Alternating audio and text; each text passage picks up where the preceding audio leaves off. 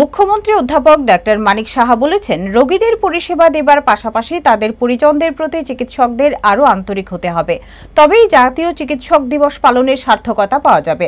আজ আগরতলার বিদুরকর্তা চৌমুহনী এলাকায় ডক্টর ফণীভূষণ দাস স্মৃতি হেলথ কাউন্সিল ভবনের উদ্বোধন করে একথা বললেন তিনি। মুখ্যমন্ত্রী বললেন, রোগী এবং তাদের পরিজনরা উদ্বেগ আর উৎকণ্ঠা নিয়ে হাসপাতালে আসেন। এই অবস্থায় চিকিৎসক এবং স্বাস্থ্যকর্মীদের অত্যাধিক চাপ থাকা সত্ত্বেও সংযতভাবে পরিস্থিতি মোকাবেলা করতে হবে।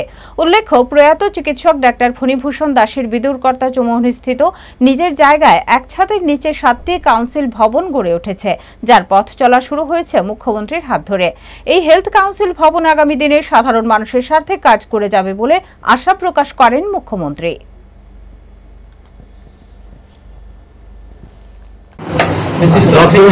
আজকে মেসেজ এটা আমি দেব যে আজকের তারিখে আমরা যাতে সাফারিং পিপলসদের জন্য আমরা সবসময় নিয়োজিত থাকি আমরা, কিন্তু আরো যাতে হিউম্যান টাচ আমাদের থাকে, সেই হিউম্যান টাচকে সামনে রেখে রোগীরা কিন্তু বা রোগীর সাথে যারা আসে ওরা কিন্তু মুমূর্ষু এবং তাদের মধ্যে সবসময় একটা অস্থিরতা থাকে যে আমার পেশেন্ট ঠিকভাবে দেখা হচ্ছে না বা ঠিকভাবে দেখো, সেই চাপ একটা থাকে। সেই চাপ থেকে, এই স্ট্রেস থেকে মুক্ত থেকে নিজেকে সংযত রেখে আমার যে কাজটা, ডাক্তারের যে কাজ, সেই কাজটা সুনিপুণভাবে যাতে কাজটা করে।